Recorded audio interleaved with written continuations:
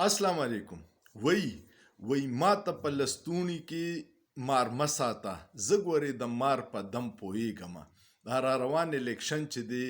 نو دا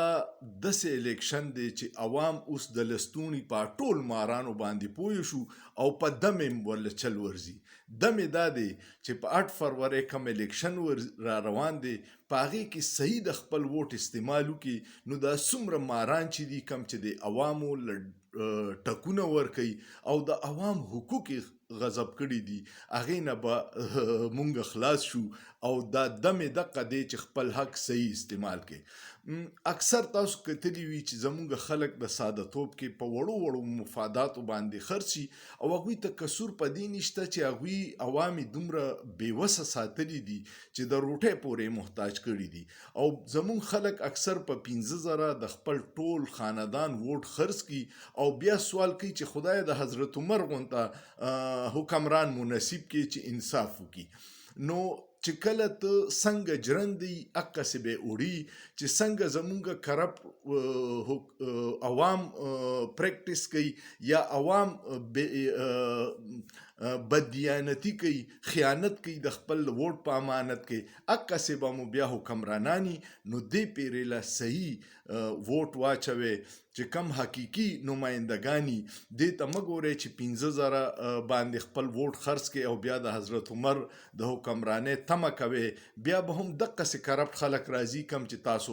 منتخب کړي وي. نو را روان الیکشن کې ډیر په سوچ سمجو کې لږې ورځې پاتې دي تاسو به خلک مایوسه کوي، بالکل به نه مایوسه کیږئ، ووټ له به په هر حالت باندې وځئ او خپل حق به استعمالوئ. دې ته سوچ وکړئ چې تاسو لا د 10 لکو روپو هیلث کارت درکړی دی نو دا څومره لوی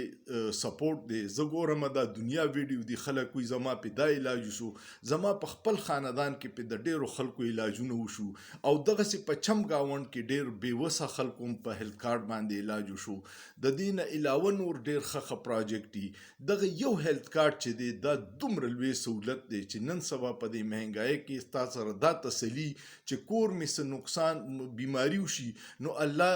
بخیر کی ما سره هیلث کارت شته او زما په هر څه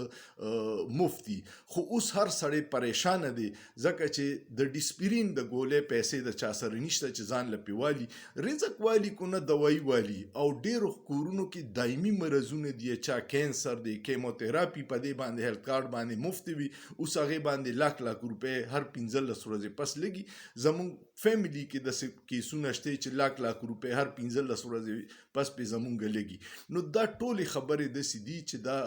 دې ته پکې سوچ وکړې او وقتي فایدې دپاره په 4-5 روپو باندې خپل ووټ خرڅ نه کړې، صحیح امیدواران له ورکړې چې عوام د دغې لستوڼي ماران چې کم دي، کم چې عوام له ټکونه ورکوي، د دې مارانو نه خلاص شو او حقیقي نمایندګان مو راشي. امید لرم تاسو به په دې وعدې سره خپل حق استعمالوئ، په کور کې به نه کښېنئ او صحیح امیدوار له به ووټ ورکوئ او سوچ پې وکړئ، په سوچ کې څه ګناه نشته.